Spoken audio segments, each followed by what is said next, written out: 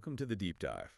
Today we're looking at something that seems pretty technical, maybe even a bit obscure, a policy reversal. Yeah, but the implications are just massive. We're talking potentially reshaping the future of AI, international power, the whole nine yards. Exactly. So our mission today is to unpack this. We're using a great piece by Dylan Matthews in Vox from just a few days ago, July 16th. Right. He calls it an obscure chip policy that could be reshaping U.S.-China competition. And we want to pull out the key stuff so you understand why this thing called compute is suddenly so incredibly important. It's amazing, isn't it, how fast this tech stuff becomes like the absolute center of global strategy? It's way beyond just trade. Totally spot on. Yeah. And this whole story kicks off with, well, a real bombshell announcement. Monday night, July 14th. Jensen Huang, right. Nvidia CEO, ninth richest person in the world, apparently. That's the one.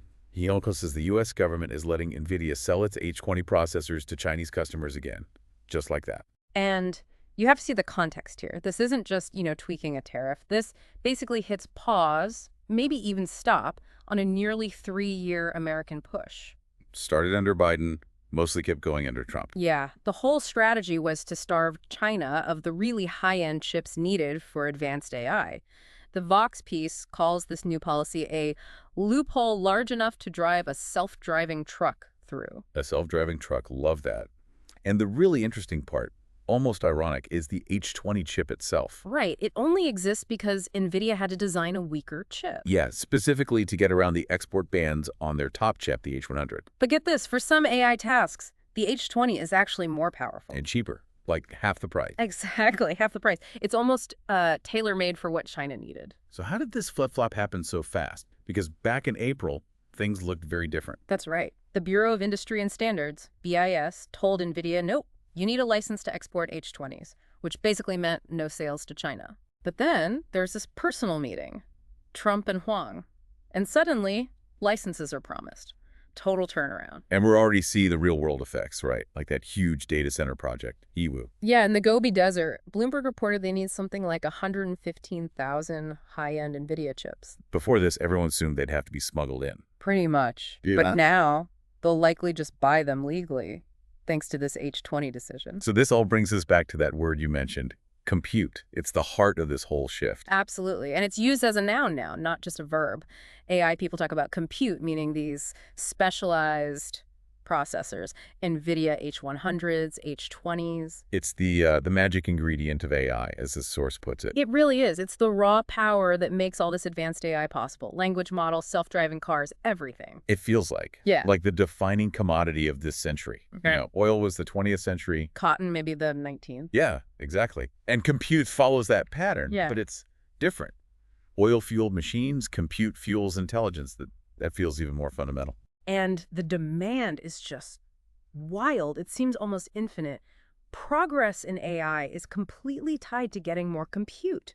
Hippocrates, the research group, says spending on training these big models grows, what was it, 4 to 5 times a year? 4 to 5-fold every single year, and most of that cash isn't even the huge salaries for AI researchers. No, it's buying the chips and powering them, just the raw compute. It's staggering, and it's not like the stuff is unlimited. It's scarce. There's that quote from Eric Grunwald. Right, from the Institute for AI Policy and Strategy. He said, there's no margin at which you don't want more compute, at least none that's been discovered yet. Basically, everyone wants more all the time. And the price reflects that. A single H100 chip. Runs you about $25,000 to $30,000, just one. And think about the scale. Meta's latest model used 32,000 of them. And Zuckerberg said he wants 350,000 eventually. That's, what, over $8 billion just for the chips? It's mind-boggling. And the scarcity connects to the supply chain, right? It's incredibly concentrated. Extremely. You've got NVIDIA with a near monopoly on the design. TSMC in Taiwan doing the actual manufacturing. ASML in the Netherlands making the essential super complex machines TSMC needs. So that concentration gives the U.S. and its allies, well, a lot of leverage. They can effectively decide who gets these critical chips. Which is exactly what they've been trying to do. This chip war has been going on for a bit now. Right. The Biden administration started the export controls in October 2023. Made them tougher late last year, early this year. Yeah, December 24, January 25. Yeah. Then the Trump administration rolled back that latest tightening, though the top-tier H100s are still officially banned for China. And they've been cracking down on those way stations too, like Mhm. Malaysia, Thailand, places chips might get rerouted through. Definitely trying to plug the leaks. And these controls really did bite, from China's perspective anyway. There was that quote from the CEO of DeepSeek, a big Chinese AI firm. Liang Wenfeng. He basically said, money's not the issue for us. The chip bans are the issue, which tells you the strategy had teeth. But there's always a but. Smuggling, it's been a huge problem. Oh, absolutely. The New York Times found that illegal $103 million shipment.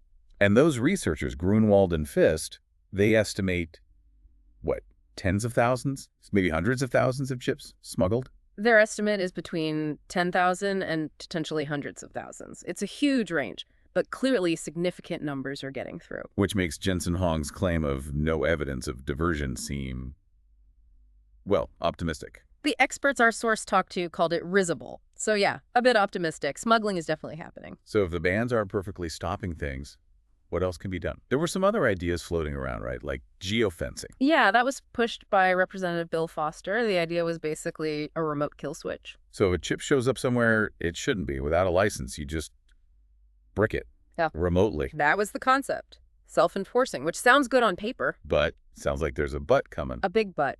Huge resistance from industry, from experts. The nightmare scenario is, a script kiddie turning off a cluster and causing a geopolitical crisis. Right. If that system gets hacked, it's a disaster. Yeah. A backdoor kill switch is just too risky for most people. Exactly. So that seems pretty unlikely to happen. Okay, so what is gaining traction? Something more modest. Yes. This idea of location verification. It's got bipartisan support. Senator Tom Cotton, Representative Bill Foster again. It's part of the Chip Security Act. And how does that work? It's not a kill switch. No, nothing like that. It's much simpler. The chips would just have to periodically ping a U.S. server. And by measuring the delay in the signal. You can get a rough estimate of where the chip is physically. Is it in North America? Is it in East Asia? And apparently the tech for this kind of thing, some version of it already exists in many Nvidia chips, like an identity check. Yeah, identity attestation systems are already there. This location check would be intentionally imprecise, though. Why imprecise? To protect legitimate data center locations, which Yeah. can be pretty sensitive information, so it tells you the region, basically, not the specific building. Okay, so it doesn't stop a smuggled chip from working. What's the point then? How does it help? It helps the enforcers. The Bureau of Industry and Security, BIS, remember, they're massively under-resourced. Right, only 350 agents for trillions in trade. Mm. That quote about working 100% on Russia, 100% on China, 100% on everything else. Exactly. They're stretched incredibly thin. Uh, So knowing roughly where these high-end chips are physically located helps them prioritize. I see. So they can focus investigations, spot patterns, identify the really bad actors who are diverting lots of chips.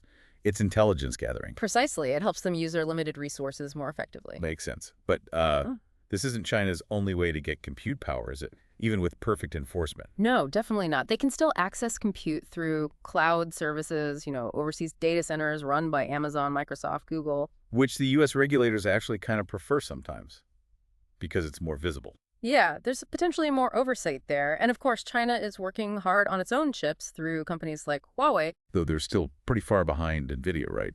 On the cutting edge. For now, yes. Quite a bit behind, but they are investing heavily. So stepping back and looking at the big picture, this H20 decision, letting those chips flow again, it's more than just a trade tweak. Much more. The original export controls, they came from a deliberate bipartisan strategic decision. The goal was controlling this scarce, vital resource. It wasn't just about, protecting domestic jobs or something. And there might be another layer to this, the rare earth minerals thing. Possibly. China has leverage there too. Gallium, germanium, crucial for semiconductors. So China restricts those exports, maybe as a way to pressure the U.S. on chip access.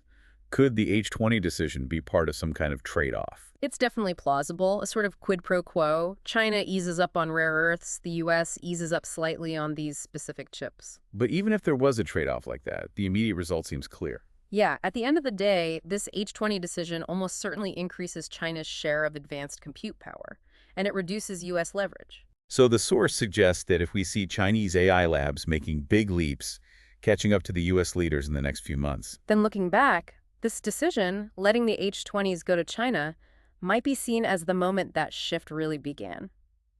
So, wrapping this up, we went from this surprising news about one specific chip, the H20. To understanding compute as this fundamental strategic commodity, like oil in the last century. We saw the intense global race for it, the concentrated supply chain, the efforts to control it through export bans. The smuggling problem, and these new ideas like location verification, trying to manage the flow. And what it means for you listening is that this isn't just distant policy wrangling. No, it directly impacts who leads in AI, which shapes economies, global power, even military capabilities down the line. Compute is, as the source says, interested in you, whether you know it or not. Absolutely. So here's something to think about. What does the world really look like if controlling compute becomes even more important, even more central to power than controlling oil was in the 20th century?